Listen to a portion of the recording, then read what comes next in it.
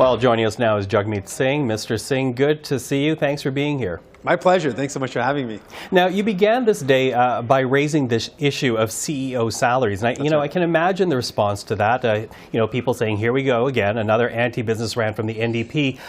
What do you say to critics who see this as another tax and spend scheme instead of an invest and grow solution? We say this is really about those workers in our country that are feeling really squeezed by the inflation. They're feeling hurt by it. And they're looking at the CEOs of the companies they work for and saying, wait a second, they're not being squeezed. They're making more money than they've ever made before. So we're saying if a company can afford to give their CEO, like Galen Weston and Loblaws, 431 times the average salary of their employee, then they can definitely afford to contribute back more to society. But if they want to pay less taxes, all they have to do is increase the wages of their workers, lower that gap between the CEO salary and the average worker salary, and they won't have to contribute more. It's really about incentivizing raising salaries for workers. Is there really that many CEOs, though, that can actually be taxed and address the kind of wage gaps that you're talking about in this country? Oh yeah, there's a significant number in our country that are making over 100 times. The average rate of a CEO in Canada, the average salary is over 240 times that of the median income of the employee at that very same company. So that's the average CEO. This is a significant number of folks. And if we can put this in place, it will significantly incentivize companies to lower the inequality or that gap between CEO pay and worker pay. And the last example, 25 years ago, the gap was only 100 times between the average worker and the average CEO. That has grown to over 240, like I mentioned. So it's more than doubled in the past 25 years. Clearly, there's a problem. Okay, so a larger spread that you're pointing out. But it's interesting that we're actually having this discussion right now because, as you know, CPAC and the federal government trying to create some type of workable solution to their contract dispute.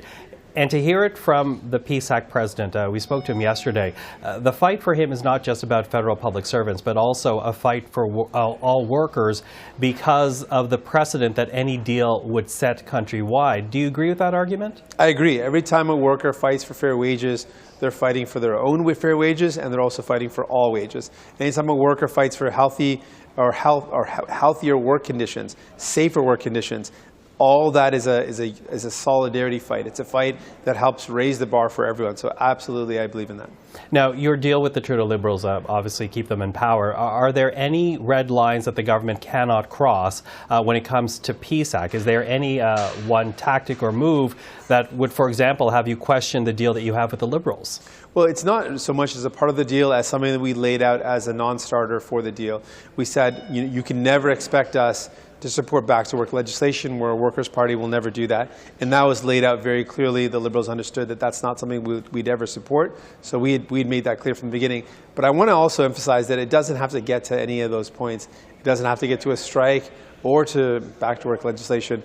The government has an opportunity now to settle this by negotiating a fair contract that recognizes that these public sector workers are the ones that deliver the much-needed help that Canadians would not have been able to get through the pandemic without. So this is really important. Now, have you specifically had one-on-one discussions with the Prime Minister regarding the CPAC negotiations?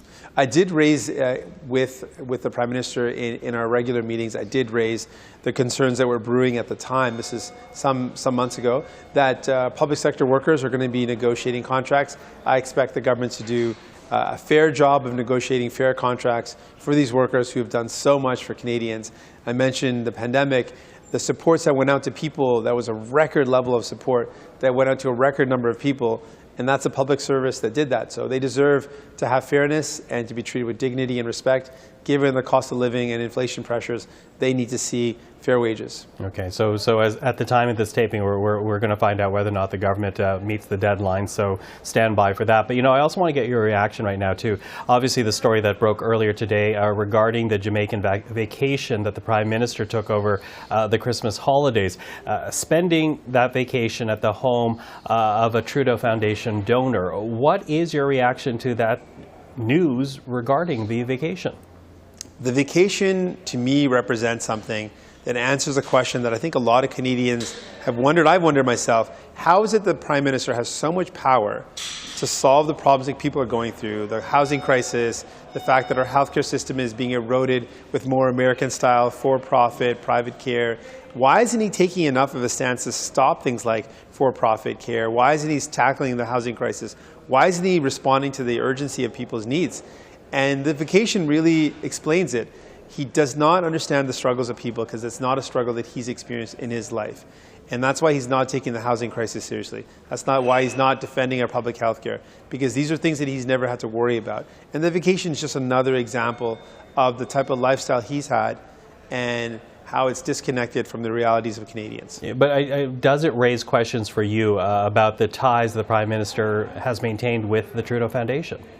In terms of the Trudeau Foundation ties, this is why we've been saying this type of investigation should be in the hands of two parts. One, we're calling for the Auditor General to take a look at the Trudeau Foundation, the independence, the capacity, the competence of the Auditor General to have that ability to scrutinize that very carefully and then bring that information to public accounts. We think that's the appropriate way to deal with what's going on in the Trudeau Foundation. And then the broader questions around the Trudeau Foundation and the political interference questions, those can be best dealt with by a public inquiry. And I think all of the emerging stories just highlight how much it is necessary to have a public forum with independence to investigate these questions. Mm-hmm. In the meantime, though, as we essentially wait to hear from David Johnston as to what he believes needs to be the next steps forward, do you support right now the call that we're hearing from the Conservative leader to have the Prime Minister's brother, Alexandre Trudeau, testify before a Commons committee?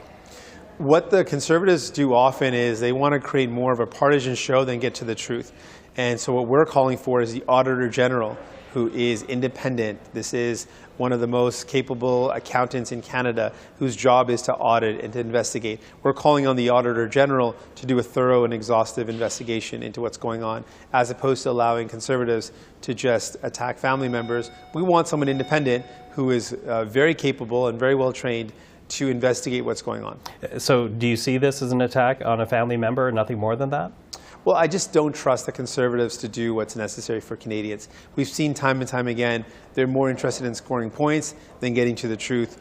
And with questions around the legitimacy of donations, questions around foreign interference, all these separate questions that are emerging, these are questions that I think are best dealt with a public forum so Canadians know what's going on, and with independence, so it's not seen as a partisan attack, but it's something that's independent.